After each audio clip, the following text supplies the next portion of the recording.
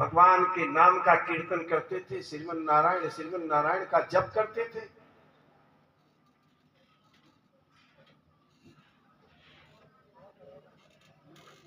शुक्राचार्य जी हिरण्यकश्यप से ये कहते हैं कि हे राजन, इस गर्भ को समाप्त कर, क्योंकि इस गर्भ से तुम्हारे शत्रु का एक भक्त है जो जन्म लेगा और उसी का आश्रय लेकर के वे तुम्हारा वध करेंगे। लेकिन हिरण्यकश्यप अब बुद्धि उसकी बदल गई है। हिरण्यकश्यप शुक्राचार्य जी से कहता है कि हे गुरुदेव, ये तो नहीं हो सकता, क्योंकि गर्भ हत्या से बड़ा पाप और कोई है ही नहीं है, और ये पाप मैं नहीं कर सकता।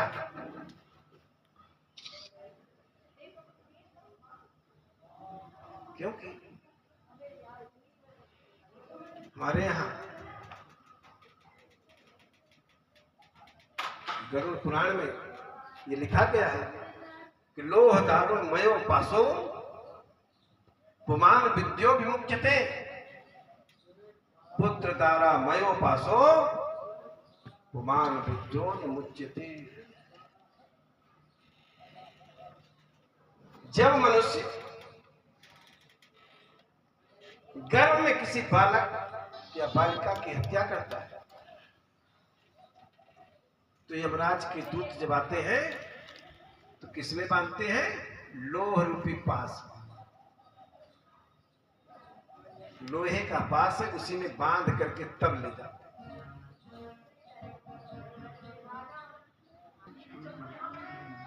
अब हिरण्यकश्यप जब इस प्रकार से कहा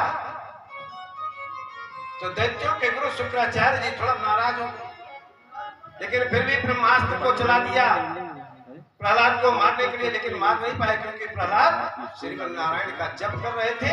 भगवान विष्णु का सुदर्शन चक्र उनके गर्भ में भी उनकी रक्षा कर रहा था।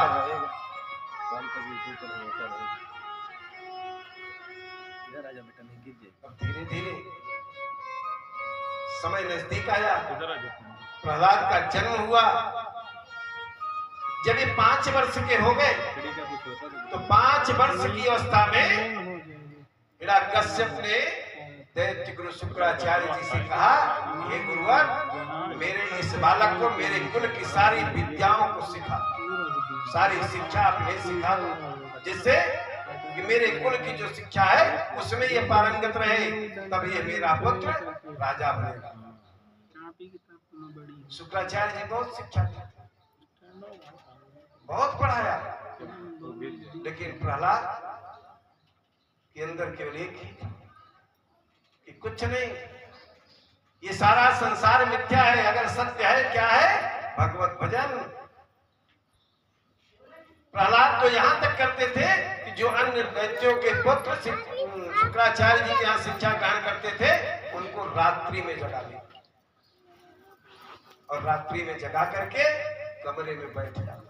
जब जानते थे कि गुरु जी सो गए तब क्या करते थे? भगवान श्री विष्णु का कीर्तन कराते थे। किस प्रकार से? श्रीमन नारायण नारायण हरि हरि, श्रीमन नारायण नारायण हरि हरि, श्रीमन नारायण नारायण हरि हरि, श्रीमन नारायण नारायण हरि हरि, श्रीमन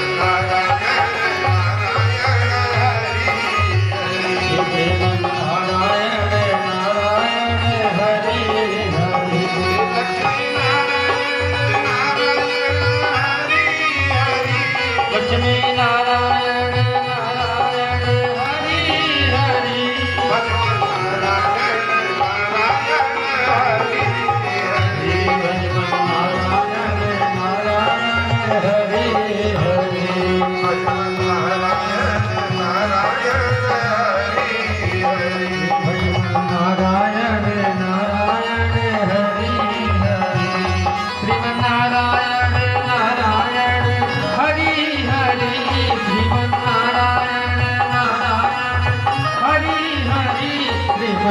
नारायण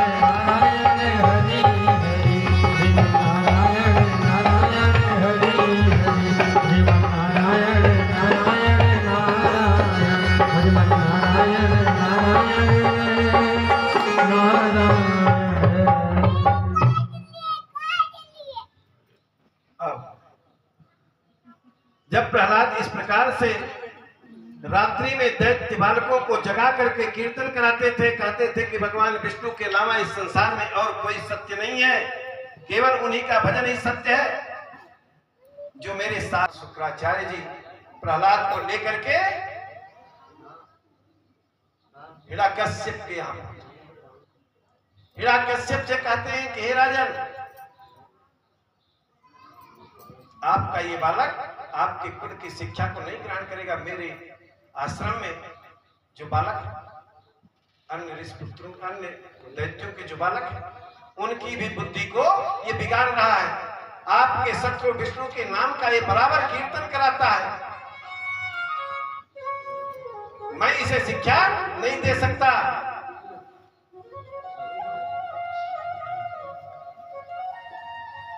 हिरण्यकश्यप प्रहलाद को बहुत समझाता है। हिरण्यकश्यप ये समझाता है कि हे पुत्र, मेरे न रहने के बाद तू राजा बनेगा। जब मैं वृद्धावस्था में जंगल जाऊंगा तो भी तुझे ही राज्य करना है, इसलिए कुल की परंपरा को सीख ले। परंतु प्रहलाद ने कहा कि हे पिता श्रेष्ठ, इस संसार में केवल भगवान विष्णु का नाम ही सर्वश्रेष्ठ है, बाकी सारे नाम मिथ्या है।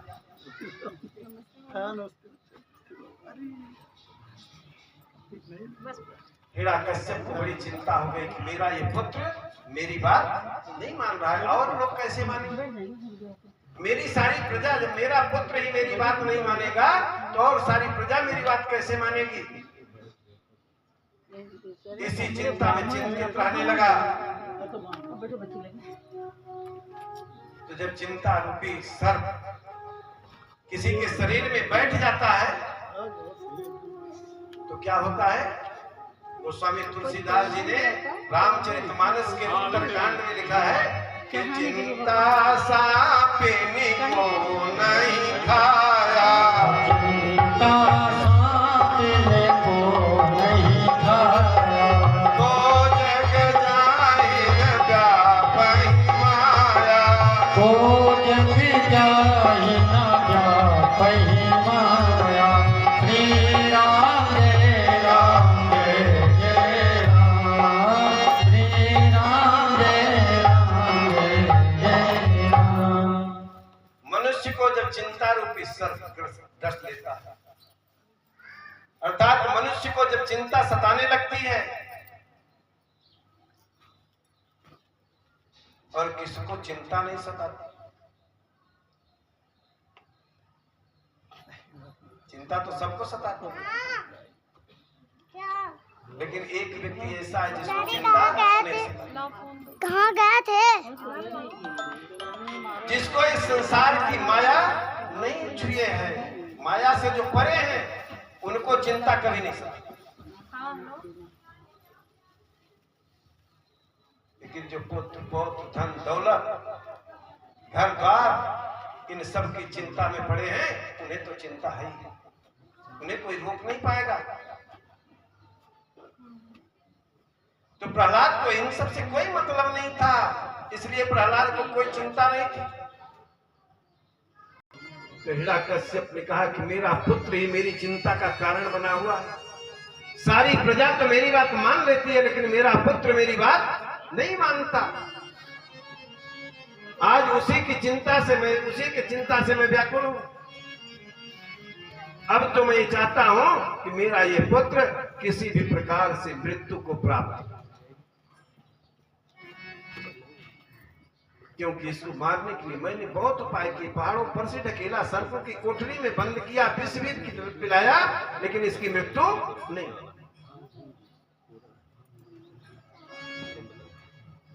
कहा इतनी छोटी सी बात के लिए आप पूरा शरीर सुखा दिए? अरे ये आप मेरे ऊपर छोड़िए, आप पहले बताए हो। पितामह ब्रह्मा की तपस्या करके पितामह ब्रह्मा प्रसन्न हुए मेरी तपस्या से, तो उन्होंने मुझे एक वस्त्र दिया। उस वस्त्र को पहन करके अगर मैं अग्नि में प्रवेश कर जाऊं तो मुझे अग्नि की आंच नहीं लगती। सारे नगर में आप ढिढोरा पिटवाइए, लकड़ी एकत्रित कराइए, जब लकड़ी एकत्रित हो जाए तो मुझको सूचना दे दीजिए, मैं आ जाऊंगी। आपके इस बालक को लेकर के अपनी गोदी में उस लकड़ी के ढेर के ऊपर बैठ जाऊंगी और आपका ये बालक आप नीचे से आग लगा दीजिएगा, मैं बच जाऊंगी, आपका ये बालक समाप्त हो जाएगा। हिरण्यकश्यप ने सारे नगर में ढिढोरा पिटवा दिया, जिसके घर में जो भी लकड़ी हो सब लोग इस स्थान पर ला करके एकत्रित कर डाल। अपार लकड़ी का ढेर लग गया।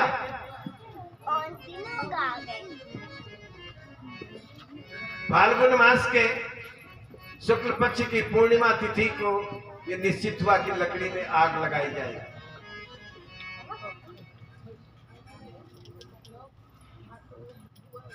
इधर ब्रह्मा जी को बड़ी चिंता हुई। पितामह ब्रह्मा को चिंता यह हुई कि मेरे वरदान के कारण भगवान विष्णु का भक्त आज समाप्त हो जाएगा, और भगवान विष्णु के भक्त की रक्षा करने के लिए चाहे मुझे जाना पड़े, मैं उपाय करूं। पितामह ब्रह्मा कहां पहुंचे? वैकुंठ लोक। पितामह ब्रह्मा पहुंचाए वैकुंठ लोक। पितामह ब्रह्मा भगवान विष्णु से कहते हैं कि हे प्रभु, अपने वाहन को आप मुझे दे दीजिए।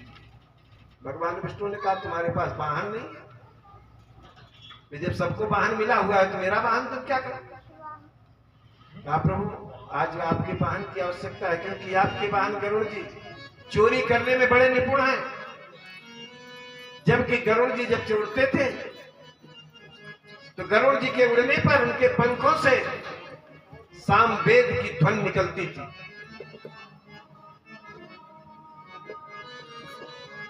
लेकिन आज पितामह ब्रह्मा मांगे, भगवान विष्णु ने दिया। गरुड़ जी से ब्रह्मा ने कहा कि मेरे द्वारा दिया हुआ जो वरद वस्त्र ढूंढा नामक राक्षसी के यहाँ रखा हुआ है, उसी रंग का एक वस्त्र आप मुझसे लीजिए, दूसरा उसको वहां रखिए और वह वस्त्र लेकर के आइए। जहां पर प्रहलाद के सिरने का वस्त्र रखा हुआ है, उस वस्त्र को वहां रखिए। गरुड़ ने कर दिया।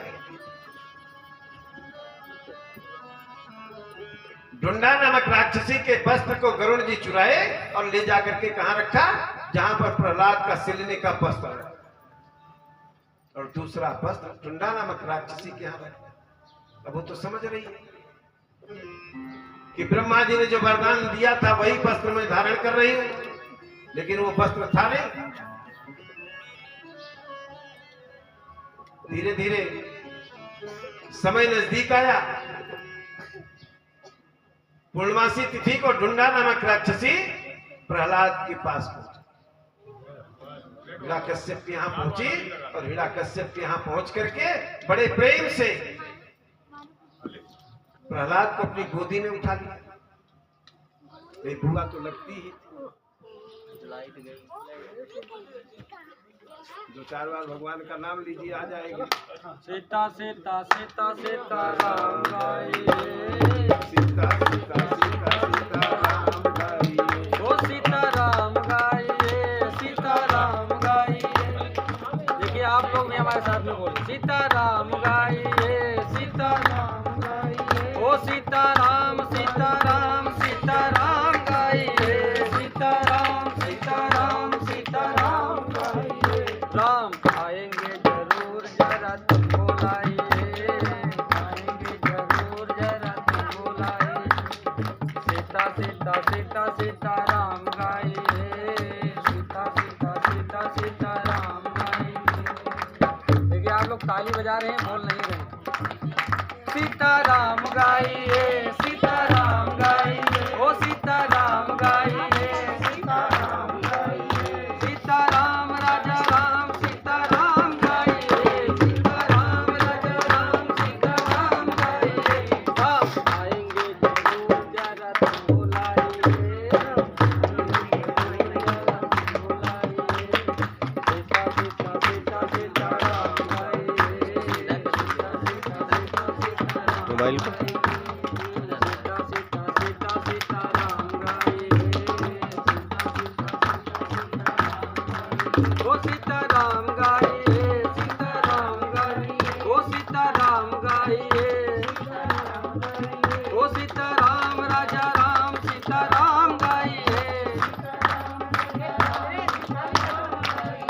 राम आएंगे जरूर जरा तुम बुलाइए, राम आएंगे जरूर जरा तुम बुलाइए, सीता सीता सीता सीता राम गाइए, सीता सीता सीता सीता राम गाइए, सीता सीता सीता सीता राम गाइए, सीता सीता सीता सीता राम गाइए, सीता सीता सीता सीता राम गाइए।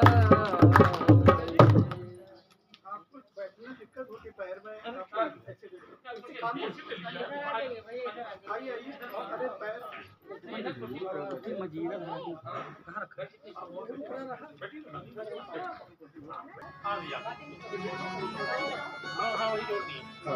इन्वर्टर जो नहीं आ गई। ढूंढा नाम की राक्षसी प्रहलाद को गोद में ली, हाथ में मिठाई का डिब्बा लिए हुए बड़े प्रेम से प्रहलाद जी को बहकाते हुए,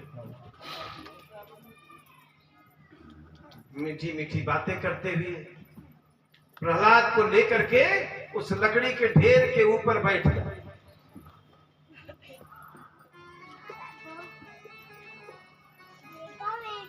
पूर्णमासी तिथि की रात्रि में अर्धरात्रि का समय था। उस लकड़ी के ढेर में हिरण्यकश्यप ने आग लगवा दी। नाना प्रकार के बाजे बज रहे थे, सारे ग्रामवासी नृत्य कर रहे थे और ये सोच रहे थे कि आज मेरे स्वामी देखो कितना सुंदर कार्य कर रहे हैं।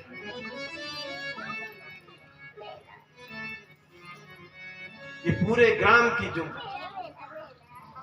जिसकी कोई आवश्यकता नहीं, जिसकी आवश्यकता नहीं होती वही तो लोग होलिका में ले जाके डालते। जितनी खराब वस्तु है वो सब आज जला करके समाप्त कर देंगे। तो जो खराब वस्तु होती है वही होलिका में जलती है। ढूंढा नामक राक्षसी अपने को बहुत होशियार बन रही थी, लेकिन ब्रह्मा जी ने उसकी सारी होशियारी समाप्त की। प्रहलाद उस वस्त्र को पाने के जब आग लगी तो प्रहलाद को बहुत कस के ढूंढा नामक राक्षसी पकड़ी। कहीं ऐसा न हो कि यह बालक मेरे हाथ से छूट जाए और फिर भाग जाए, फिर जीवित बच जाए। देखिए प्रहलाद को आंच नहीं आई, एकदम प्रहलाद बच गए पाक साहब। लेकिन ढूंढा नामक राक्षसी सबके देखते देखते जल करके समाप्त।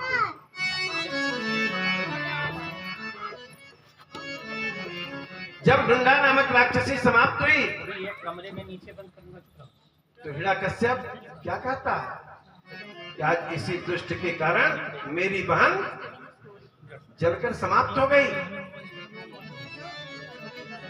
माल के अंदर लेके गया। हिरण्यकश्यप ये कहता है, हे प्रहलाद तू बता तेरा नारायण कहाँ है। आज मैं पहले तेरे नारायण का वध करूंगा, उसके बाद तेरा वध करूंगा। प्रहलाद ने कहा, हे पिता श्रेष्ठ नारायण कहाँ नहीं है। अगर मेरे नारायण आपके इस महल के अंदर होते नहीं तो आपका ये महल गिर जाता, रुकता नहीं। मेरे नारायण की ही कृपा से ये महल आपका खड़ा हुआ है।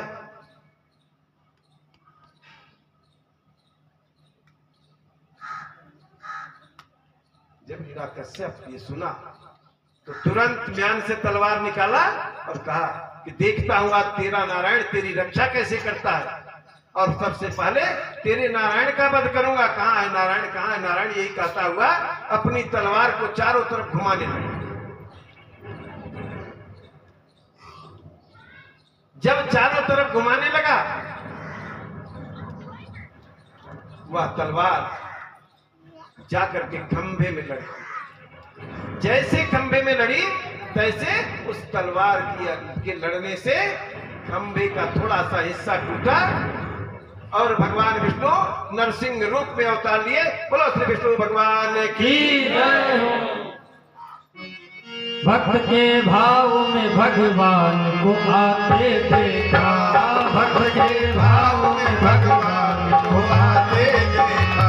हाँ, भक्त के भाव में भगवान को आते देखा, भक्त के भाव में भगवान को आते देखा। ग्वाल बन नंद के गौओं को चराते देखा, ग्वाल बन नंद के गौओं को चराते देखा। भक्त के भाव में भगवान को आते देखा, भक्त के भाव में भगवान को आते देखा।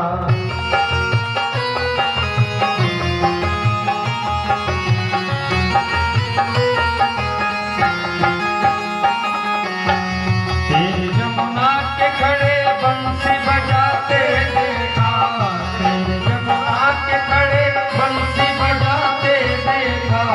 उन्हें तो गोपियों की चीर चुराते देखा, उन्हें तो गोपियों की चीर चुराते देखा। भक्त के भाव में भगवान को आते देखा, भक्त के भाव में भगवान को आते देखा।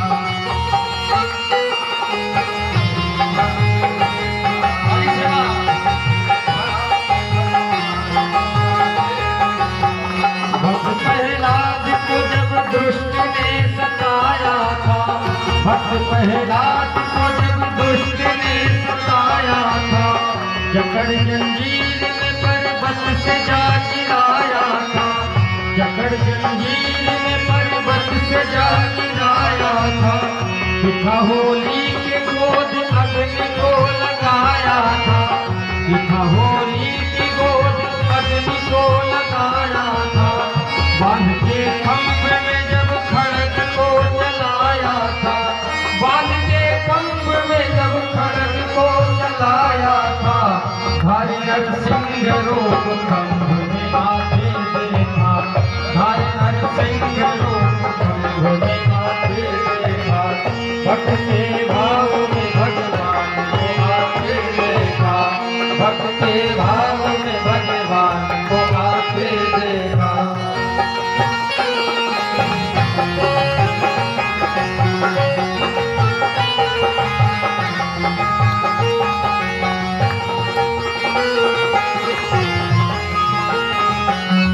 छुड़ाने गज को प्रभु द्वारिका से धाए हैं, छुड़ाने गज को प्रभु द्वारिका से धाए हैं।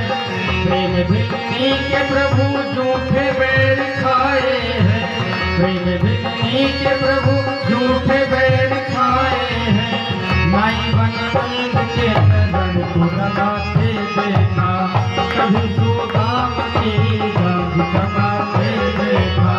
भक्त के भाव में भगवान को आते देखा, उन्हें तो नंद की गौओं को चराते देखा। भक्त के भाव में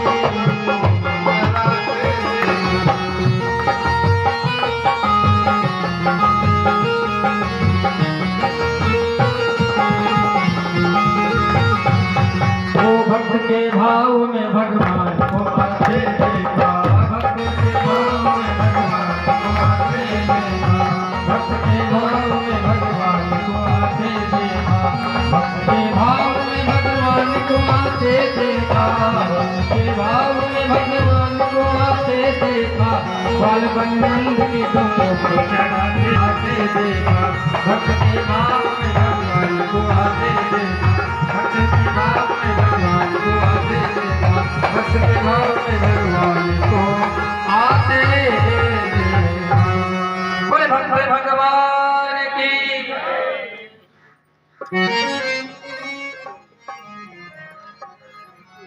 प्रहलाद बच गए। नरसिंह भगवान जब प्रकट हुए तो हिरण्यकश्यप सोचने लगा, धारण किए हुए जिसके मुख सिंह के, हाथ पैर के नाखून सिंह के हैं, बाकी पूरा शरीर मानव।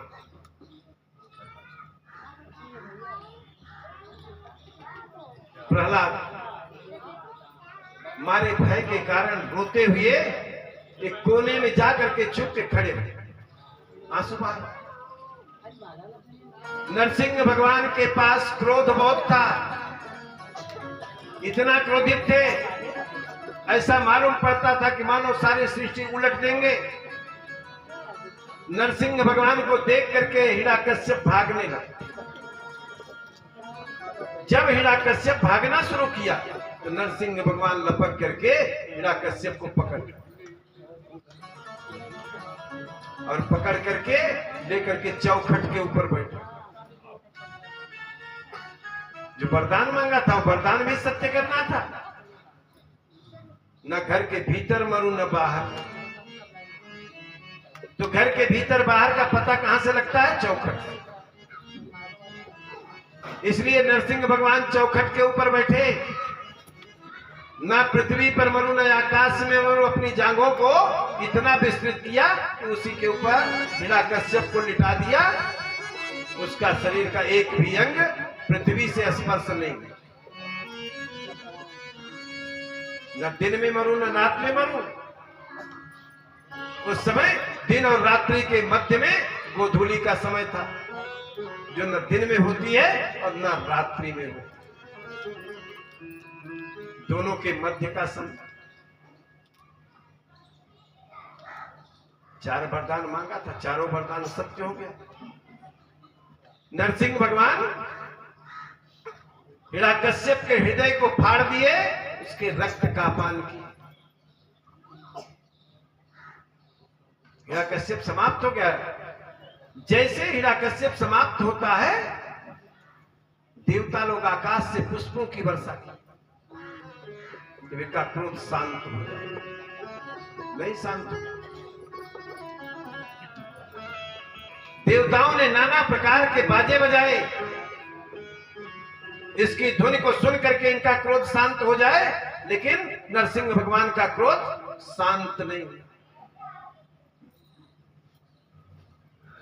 अभी उनकी आंखें एकदम लाल हैं, चढ़ी हुई हैं, इतने क्रोधित हैं, उनके सामने जो कोई भी पहुंचे सबको फाड़ के फेंक। लेकिन जब किसी भी प्रकार से उनका क्रोध शांत नहीं हुआ तो देवताओं ने क्या किया? सबसे पहले नारद जी को भेजा कि आप जाइए, किसी भी प्रकार से इनके क्रोध को शांत कराइए। आप ही के कहने पे ये मान सकते हैं, आप ही इनको समझा सकते हो, क्योंकि आप देव ऋषि हो और कोई ऋषि इनके क्रोध को शांत नहीं कर सकता। देवर्षि नारद भगवान विष्णु के श्रीमन नारायण का जप करते हुए चल देते और पहुंच गए। नरसिंह भगवान को प्रणाम किया। सोचे प्रणाम करने से हो सकता है कि कुछ इनके पास नरमी आ जाए, लेकिन अभी क्रोध इनका और बढ़ गया। इनका और क्रोध पड़ा और देवर्षि नारद से पूछने लगे कि आप यहां कैसे आए? अरे ये तो राक्षसों की नगरी है, राक्षसों की नगरी में आप जैसे ऋषियों का क्या काम? तब देवर्षि नारद हाथ जोड़ करके नरसिंह भगवान से कहते हैं कि हे प्रभु, मैं तो आपको बताने के लिए आया हूं, आपके इस क्रोधित अवस्था को देखिए। देख करके आपका एक भक्त कोने में खड़ा रो रहा। जैसे नारद जी ने कहा कि आपका एक भक्त उस कोने में देखिए खड़ा रो रहा है, प्रहलाद के ऊपर नरसिंह भगवान की दृष्टि जैसे गई, प्रहलाद नरसिंह भगवान का सारा क्रोध खत्म, मानो कभी क्रोध किए ही नहीं। चौखट से उठ के खड़े हुए और प्रहलाद के पास जा पहुंचे। प्रहलाद के पास पहुंच करके नरसिंह भगवान बड़े प्रेम से दोनों हाथों में उठाया। प्रहलाद दोनों हाथों से उठा के अपनी गोदी में बैठा लिए। बार बार प्रहलाद जी के मुख को चूम रहे हैं, उनके सर के बालों को सहला रहे हैं। सहलाते हुए लेकर के आए और हिरण्यकश्यप के राज्य सिंहासन को धुलवाया और धुलवा करके उस राज्य सिंहासन पर तब प्रहलाद को आसीन किया। अपने हाथों से राज मुकुट पहनाया। प्रहलाद का राज्याभिषेक नरसिंह भगवान ने किया। बोलो श्री नरसिंह भगवान ने की। प्रहलाद राजा बन गया, हिरण्यकश्यप समाप्त हो गया। प्रहलाद के राज्य में कोई भी ऋषि मुनि ऐसा नहीं था जो भगवान के नाम का जप नहीं कर सकता। सबको छूट मिल गई, सब लोग भगवत भजन करने लगे। धीरे धीरे प्रहलाद अपने राज्य को आगे बढ़ाए। जब समय समाप्त हुआ तो प्रहलाद भगवान विष्णु के लोक चले गए। प्रहलाद के जाने के बाद महात्मा सुखदेव जी महाराज परीक्षित से कहते हैं, काशित गिरधरो राजश्री कूटैत विस्तुता क्षीरोदेन अमृता श्रीमान योजना युत मुक्षिता। क्षीर सागर से सटा हुआ एक त्रिकूट गिर नाम का पर्वत, जिसकी 3 शिखाएं हैं।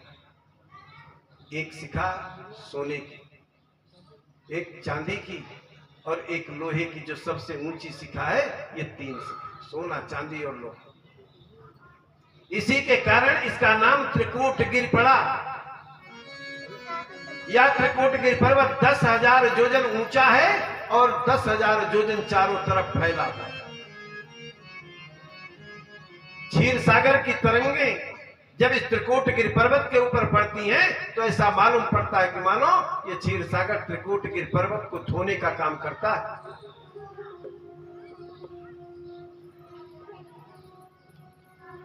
इसी त्रिकूट गिर पर्वत के समीप में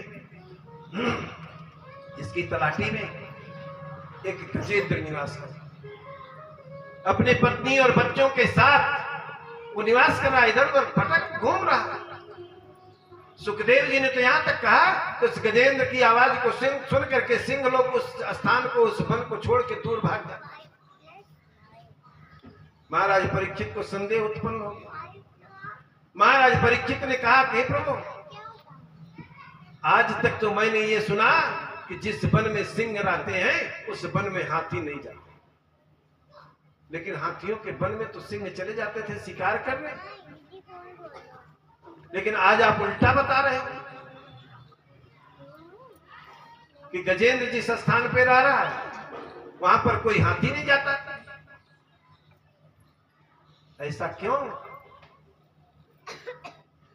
तब सुखदेव जी कहते हैं कि गजेंद्र पूर्व जन्म का तपस्वी है। आज गजियों ने मिली हुई है श्राप के कारण।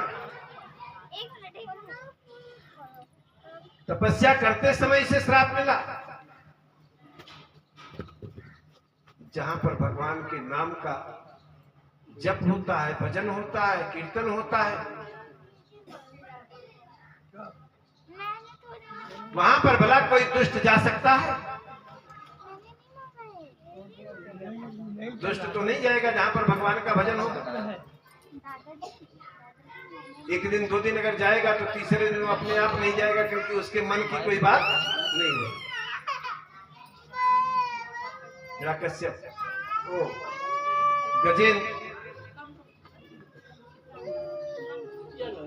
अपने पत्नी और बच्चों के साथ सुखपूर्वक वहां निवास कर रहा है। एक दिन प्यास से व्याकुल हुआ और जल की तलाश करता हुआ उसे त्रिकूट गिर पर्वत के समीप में महात्मा वरुण जी का ऋतुमान नाम का बगीचा, उस बगीचे में हमेशा बसंत ऋतु निवास करती है।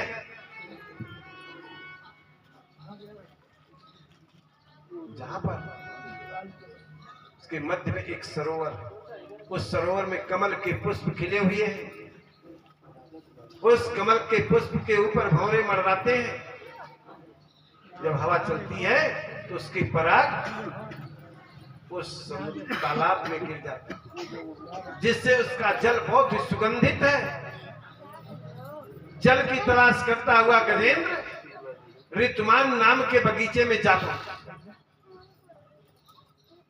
जब ऋतुमान नामक बगीचे में पहुंचा, सरोवर के समीप गया तो गज स्वभाव के कारण अपनी सूंड से जल उठाया, अपनी प्यास को शांत किया और प्यास को शांत करने के बाद सूंड से जल उठा करके स्नान किया, पत्नी और बच्चों को स्नान कराया। जब सरोवर से बाहर निकलने लगता है तो सरोवर के मध्य में एक ग्राह निवास, वो ग्राह पीछे वाले पैर को जाकर के गजेंद्र के पकड़ लिया, खींच करके सरोवर के मध्य तक तो ले गया, लेकिन डुबो नहीं पाया, थक। गजेंद्र फिर उसे खींचता है, सरोवर के किनारे तक लाता है, लेकिन डुबो नहीं पाता, बाहर नहीं कर पाता। गजेंद्र भी थक जाता।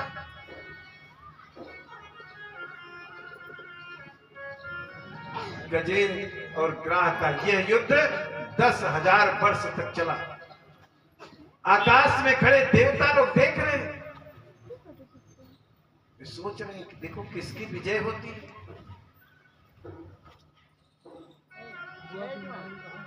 गजेंद्र के पत्नी और बच्चे ये समझ गए कि अब इनकी मृत्यु निश्चित है, वे ग्राह के हाथों बच नहीं पाएंगे। जब मनुष्य के ऊपर विपत्ति आती है तो 4 की परीक्षा होती है। गोस्वामी जी ने रामचरितमानस में दर्शाया कि आपद काल पर किए चारी, आपद काल पर किए चारी, धीरज धर्म मित्र अरुणारी, धीरज धर्म मित्र अरुणारी, धीरज धर्म मित्र अरुणारी। श्री राम जय राम जय जय राम, श्री राम जय राम जय जय राम। गोस्वामी जी ने लिखा कि आपत्ति के समय 4 की परीक्षा होती है मनुष्य के धैर्य।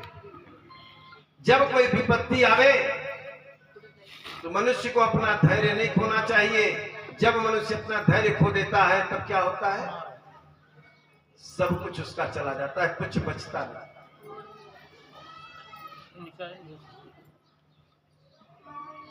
धर्म अपना नहीं त्यागना चाहिए विपत्ति के समय। विपत्ति आई है, विपत्ति टलेगी, लेकिन कुछ लोग ऐसे हैं कि जब विपत्ति आती है तो अपना धर्म भी परिवर्तित कर लेते हैं। तीसरे में मित्र की परीक्षा होती है। जब कोई विपत्ति आती है, जो मित्र साथ दे वही समझ लीजिए सच्चा मित्र है। लेकिन इस कलयुग में कोई मित्र ऐसा नहीं है जो विपत्ति के समय किसी का साथ आता है। जब तक आपके पास धन है तब तक मित्रता है, धन समाप्त मित्रता भी समाप्त।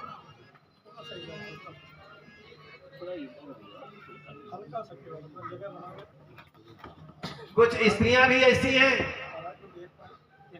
कि जब पति के ऊपर कोई संकट आता है तो अपने पति को छोड़ के अन्यत्र चली जाती है।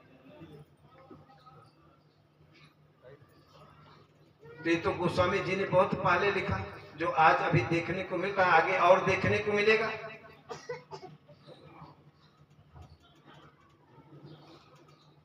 लेकिन हमारा श्रीमद् भागवत पुराण में लिखा गया कि कस्य माता पिता कस्य भार्या सहोदर। कौन किसकी माता, कौन किसका पिता, कौन किसका भाई, कौन किसकी पत्नी। कालेन संबंध का कस्य परिवेदना। ये सब कुछ काल के संबंध हैं। कोई किसी का है नहीं। अगर एक दूसरे से हमारा स्वार्थ नहीं है तो हम किसी के साथ कोई समझौता नहीं कर सकते। अगर हमारा स्वार्थ है तभी समझौता करेंगे।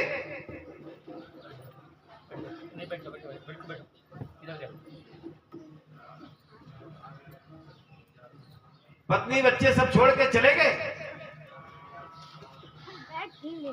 गजेंद्र थक गया। जब गजेंद्र थक जाता तो मनुष्य का भी जब अंतिम समय आता है तब वो क्या करता है, गोस्वामी जी ने लिखा है कि जब देखो निज यापन मरना, जब देखो निज यापन मरना, तब ताक्यो रघुनायक शरणा, तब ताक्यो रघुनायक शरणा, तब ताक्यो रघुनायक शरणा।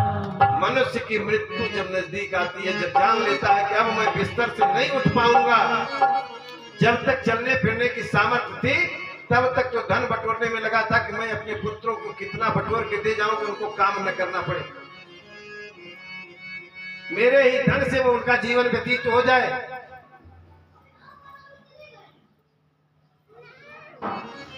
हर व्यक्ति की ये लालसा होती है,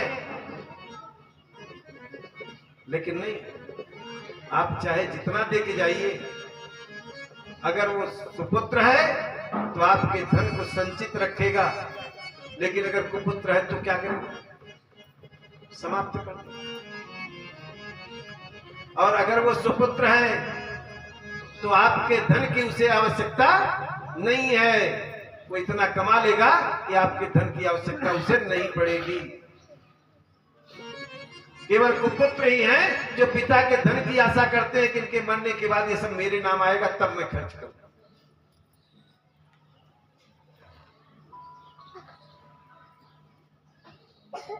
तो मनुष्य को हमेशा ये सोच लेना चाहिए कि अगर पुत्र सुपुत्र है तो हमें क्या करना।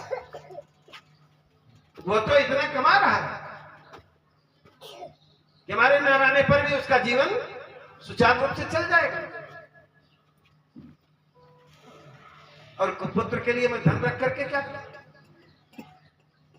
उसी प्रकार से गजेंद्र भी देखा कि जब पत्नी और बच्चे छोड़ करके चले गए और सोच लिया कि अब मैं इस ग्राह से ग्राह को सरोवर के मध्य से खींच करके सरोवर के किनारे तक नहीं ला पाऊंगा।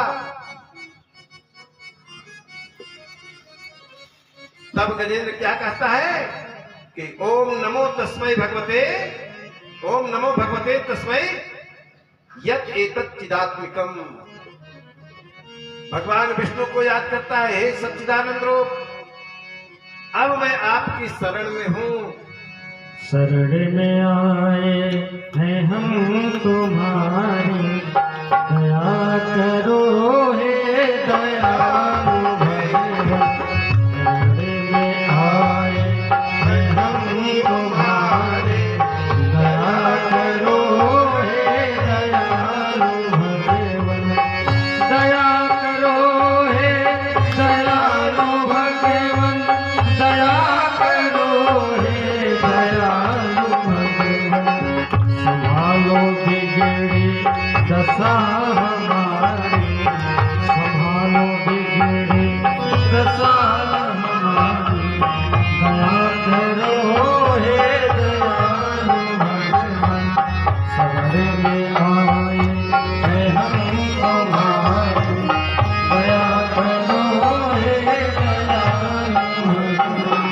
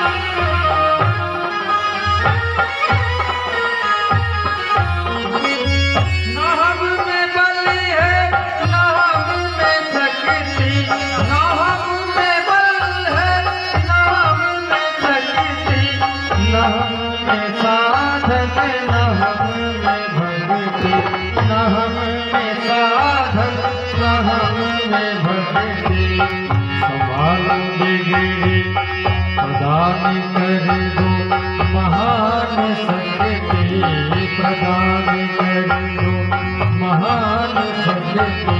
दया करो हे दयालु भगवान।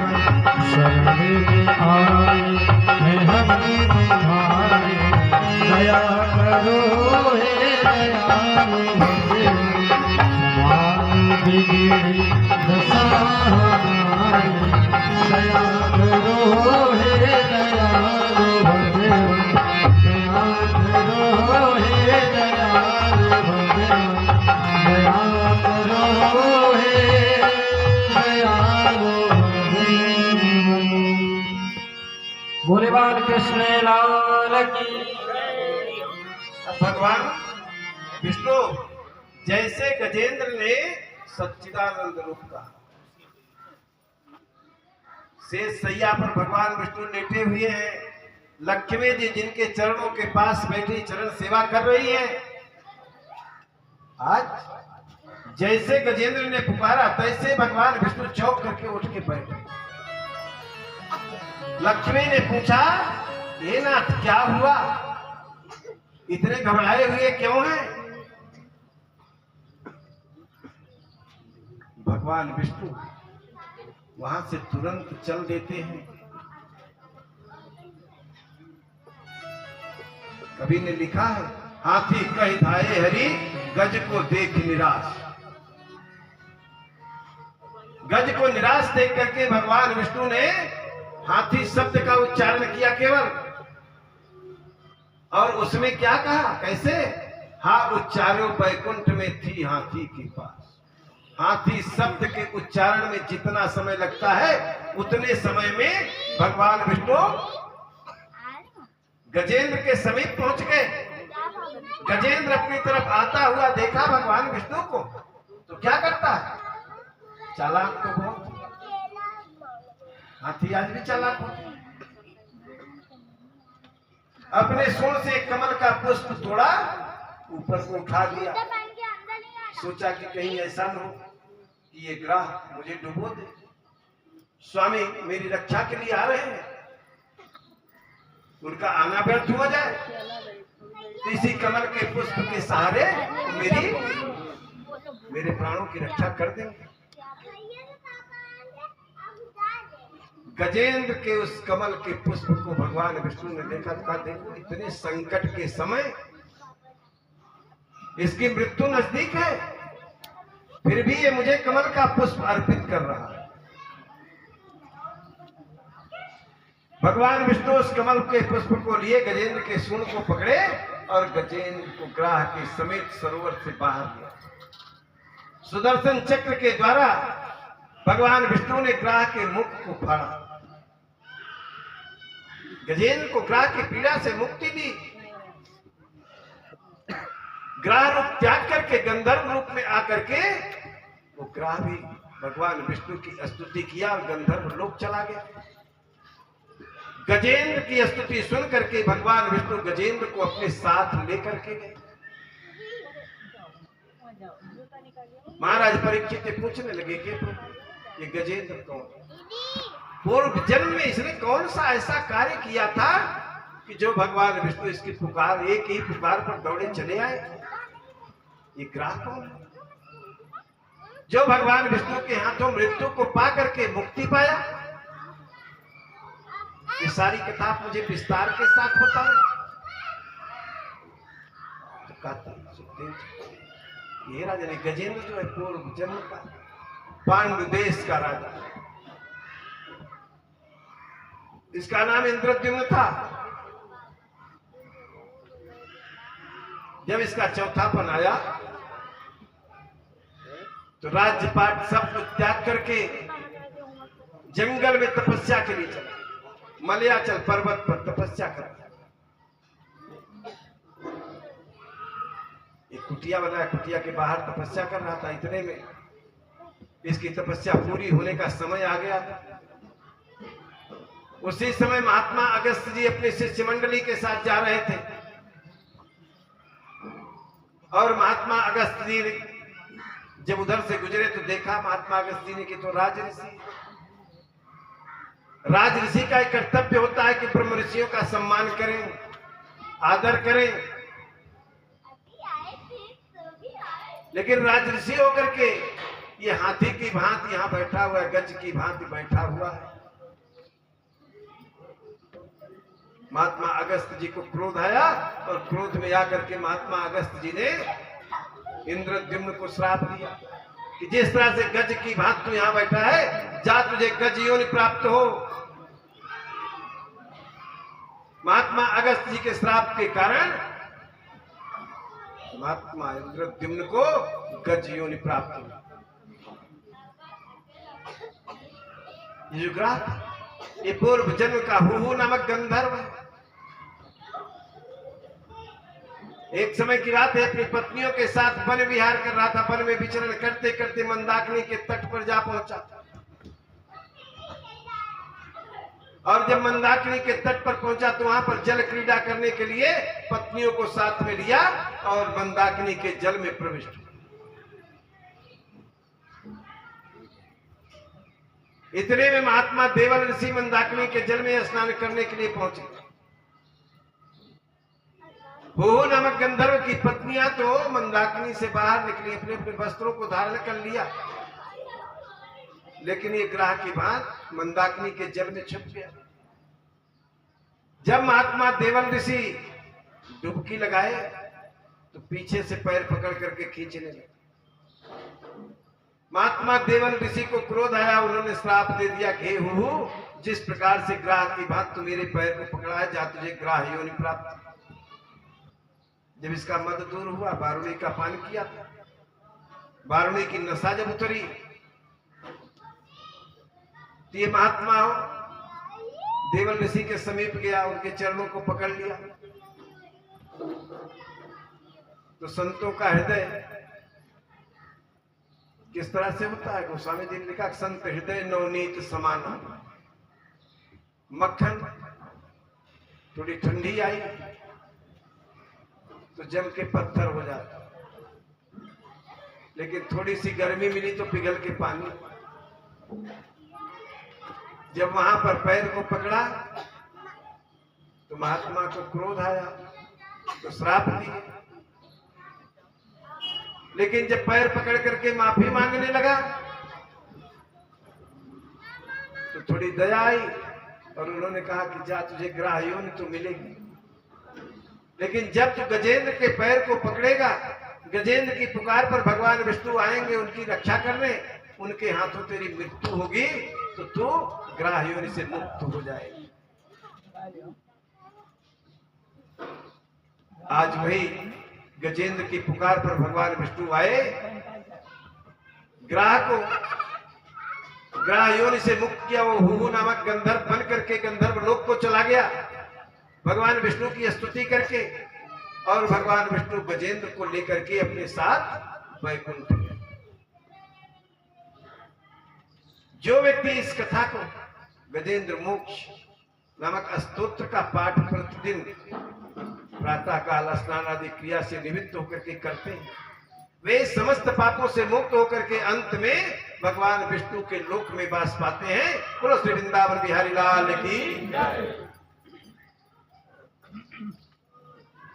गजेंद्र को मुक्ति मिल गई, इधर दैत्य लोग बलशाली हुए। प्रहलाद के जाने के बाद प्रहलाद का पौत्र है दैत्य राजभट, जब उसके पास बल की अधिकता हुई, सेना एकत्रित किया। शुक्राचार्य जी गुरु थे, तो उस समय होता क्या है, दैत्यराज बल ने शुक्राचार्य जी से कहा, हे गुरुवर, आप देवलोक में संदेश भेज दीजिए कि दैत्य लोग बलशाली होकर के देवलोक पर आक्रमण की तैयारी किए हैं, और कुछ भी हो जाए हम देवलोक पर आक्रमण करेंगे। शुक्राचार्य जी ने देवगुरु बृहस्पति के पास संदेश भेजा। बृहस्पति जी उस संदेश को लेकर के जाता, देवराज इंद्र के पास।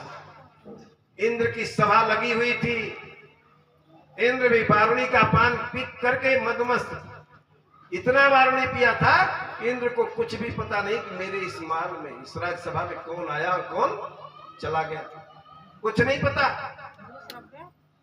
वारुणी के मद में मदमस्त था।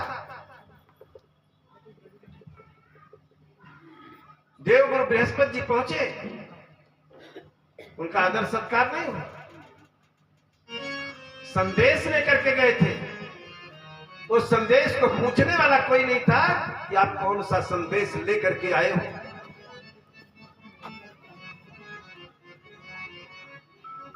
जब कुछ नहीं मिला, अप्सराएं नृत्य कर रही थी। देवगुरु बृहस्पति जी ने देखा कि वारुणी का पान करके इंद्र मनमस्त है। वो अपने आसन से तिल मात्र हिला भी नहीं, उसको पता ही नहीं कि मैं यहां आया हूं। ऐसे शिष्य को सूचना देने से अच्छा है कि मैं यहां से चला जाऊं। देवगुरु बृहस्पति जी देवताओं से नाराज होकर के उस सभा से निकल लिए, और जब निकले तो अपनी कुटिया में भी नहीं गए। मानसरोवर में जाके छुप गए कि अब कर लो जितना तुम्हें करना। कहीं हम होते तो कुछ उपाय बताते, लेकिन अब हमारे न रहने पर तुमको उपाय कौन बताएगा। लेकिन देवराज इंद्र को प्रातः काल जब पता चला कि देवगुरु बृहस्पति जी आए थे, तो देवराज इंद्र जाते हैं उनके कुटिया में, खोजते हैं, देवगुरु बृहस्पति जी नहीं मिले। तब बैकुंठ गए, पूछा कि बिना गुरु के तो राज्य का कार्य चलेगा।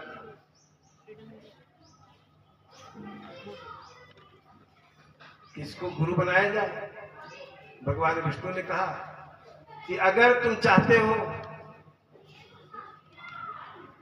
तो प्रच्युता के पुत्र विश्व स्वरूपा को तुम अपना पुरोहित बना लो। गुरु तो नहीं बनाया जा सकता, क्योंकि गुरु जीवन में एक ही बार मिलता है। चाहे जो भी है, अगर दीक्षा लिए हैं तो एक ही बार दीक्षा ली जाती है, बार बार नहीं ली जाती। क्योंकि दीक्षा का जो मंत्र होता है वह बहुत ही शुद्ध होता है। उस मंत्र को हमेशा आप जाप करते रहिए। हमारे शास्त्र तो यहां तक कहते हैं कि गुरु दीक्षा ले लिए हैं, गुरु अगर किसी कारणवश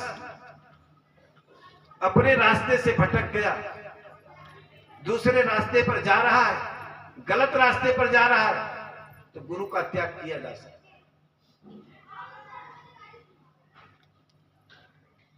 निंदा नहीं करेंगे। हम ये नहीं कह रहे हैं कि आप लोग गुरु की निंदा कीजिए, निंदा मत कीजिए, त्याग कीजिए।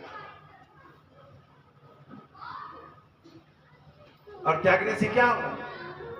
गुरु का त्याग किए हैं, लेकिन मंत्र का त्याग नहीं किया।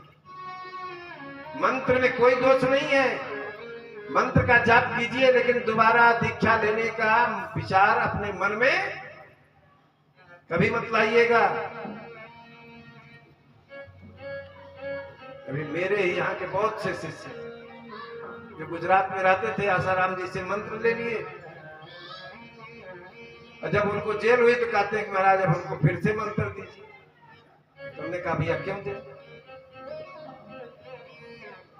जो उन्होंने मंत्र दिया, मंत्र में कोई दोष नहीं है, मंत्र तो परम पवित्र है, उसी का आप जाप कीजिए। वो गलत थे, उनको जाने।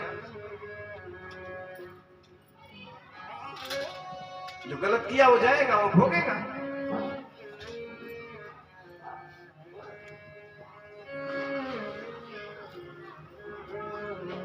विश्व स्वरूपा को पुरोहित बनाने की बात भगवान विष्णु ने कही,